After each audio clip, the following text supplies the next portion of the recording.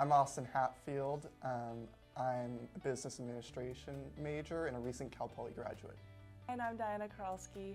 I am a soon-to-be Cal Poly graduate in computer science and business entrepreneurship. GamRewired is a startup that we are co-founding to help gambling addicts replace their addictions with healthy habits.